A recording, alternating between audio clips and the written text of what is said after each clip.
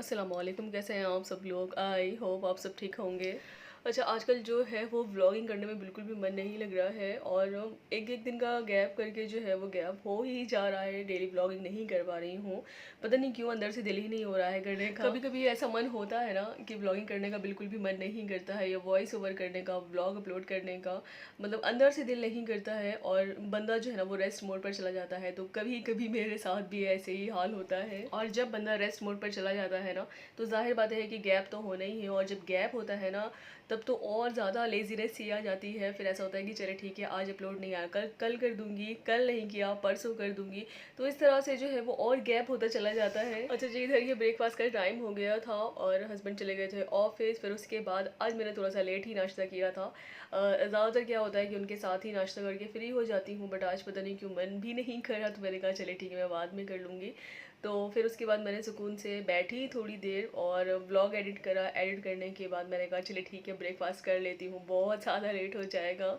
ज़्यादातर क्या होता है कि ब्रेकफ़ास्ट में मैं चीला ही बना लेती हूँ, बेसन का चीला या ओट्स का चीला बना लेती हूँ।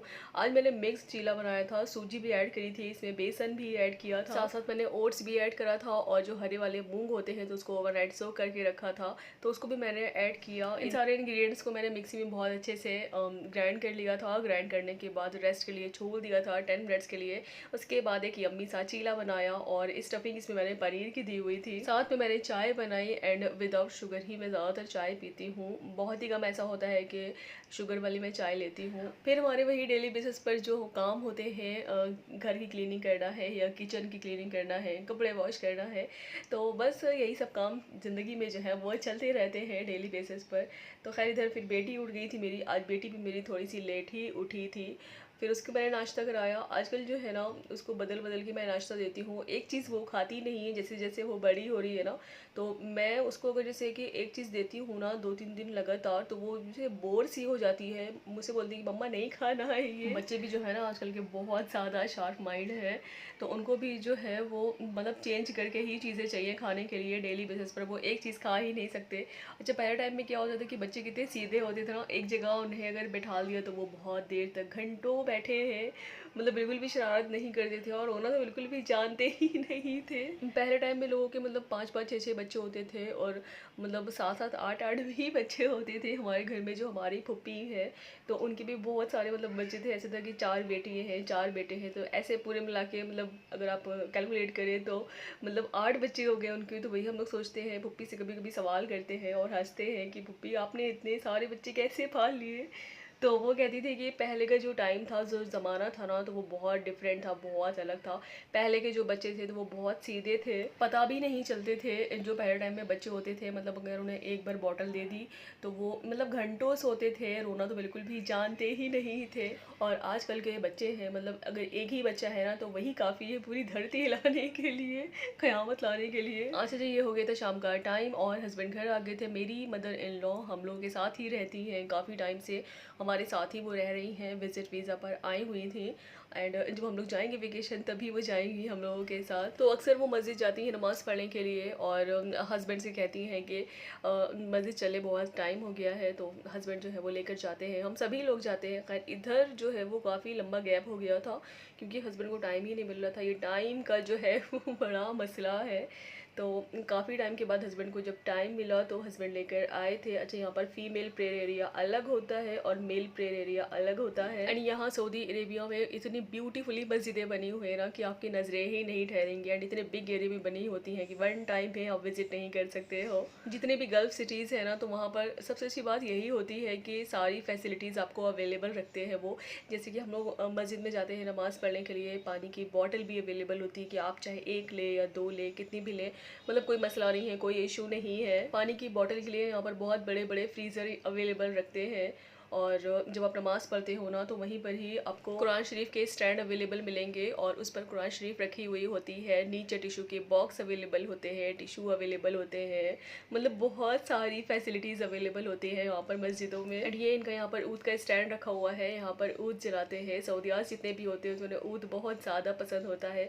मैं कहीं भी जाती हूँ, किसी भी ग्रोसरी स्टोर जाती हूँ या मॉल जाती हूँ, तो वहाँ पर ऊद के स्टैंड ज़रूर होते हैं एंड ऊद जो है वो ज़रूर जल रहा होता है। एक बड़ी प्यारी प्यारी सी स्मेल आती रहती है। अच्छा, वज़ू खाना का जितना भी एरिया होता है ना, तो वो उन्होंने बिल्कुल अलग सेपरेट बनाया हुआ होता है एंड वो भी बहुत बिग एरिया में बनाया हुआ होता है। शूज़ एंड सैंडल उतारने के लिए उन्होंने एक रैक अलग बनाई हुई होती है, बहुत बड़ी रैक बनाई हुई होती है, आप उस पर ईज़िली अपने शूज़ एंड रैक्स रख सकते हैं। अच्छा, ये मस्जिद जो थी तो ये हमारे घर के पास ही थी और कई दफ़ा मैंने देखा हुआ है इस मस्जिद को, तो मैंने कहा चले ठीक है यहीं चलते हैं। ये बहुत ही खूबसूरत मस्जिद बनी हुई है, बट जो मेल प्रेयर एरिया था ना तो वो पूरा ओपन था और जो फीमेल प्रेयर एरिया था तो वो उन्होंने ओपन नहीं कर रखा हुआ था। फीमेल प्रेयर एरिया के लिए बस उन्होंने एक ये बहुत बड़ा हॉल टाइप का बना हुआ था, वहाँ पर एसी भी लगा हुआ था, सभी कुछ अवेलेबल था, तो बस यही उन्होंने ओपन रखा हुआ था। ये जैसे कि मैं आप सभी को दिखा रही हूँ, बाकी जो मेन एरिया है तो वो उन्होंने ओपन नहीं करा था। और फिर जब मैंने पूछा हस्बैंड से कि आप जब नमाज़ पढ़ने गए तो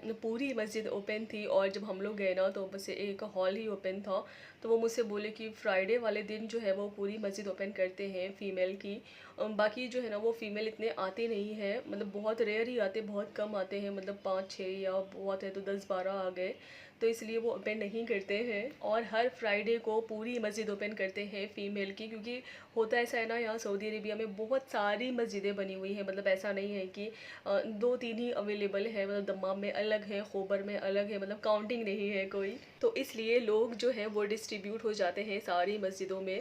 एंड ये जो मस्जिद बनी हुई है ना तो ये न्यूली बनी हुई है, बहुत ज़्यादा यहाँ इसको टाइम नहीं हुआ है बने हुए, आई थिंक 2 से 3 साल ही हुए हैं। अच्छा, हम लोग ईद बकरीद भी जाते हैं नमाज़ अदा करने के लिए मस्जिद में, और इससे पहले जो है मैं ब्लॉगिंग करती नहीं थी तो इसलिए मैंने शेयर नहीं करा। इंशाल्लाह अब आगे कभी जाऊंगी ईद और बकरीद के टाइम पर तो ज़रूर आप सभी के साथ शेयर करूंगी। इतना ज़्यादा रश होता है ना कि मतलब पैर रखने की भी जगह नहीं होती है, और जब भी ईद बकरीद के मौके पर हम लोग जाते हैं ना तो हम लोग मतलब आई थिंक 1 घंटा पहले ही हम लोग निकलते हैं ताकि हम लोगों को जगह मिल सके। अच्छा जी, ये मगरिब और इशा की नमाज़ हम लोगों ने अदा करी थी, हम लोग मगरिब से पहले आए थे और पहले हम लोगों ने मगरिब की नमाज़ पढ़ी, उसके बाद फिर हम लोग बहुत सुकून से बैठे, इबादत करी, बहुत सारी दुआएं करी सभी के लिए, फिर उसके बाद इशा की अजान हो गई थी, नमाज़ पढ़ने के बाद फिर बस हम लोग यहाँ से निकल गए थे। अच्छा, ये मस्जिद के बाहर का एरिया है एंड ये जो बाहर का एरिया इन्होंने बनाया हुआ था ना, लिटरली यकीन करिए कितना खूबसूरत बनाया हुआ था ना कि मेरी तो नजरें नहीं ठहर रही थी। और जब मैं वीडियो बना रही थी ना तो इतनी ज़्यादा हवा चल रही थी कि मेरा हाथ जो था ना वो बहुत ज़्यादा हिल रहा था, कैमरा हिल रहा था,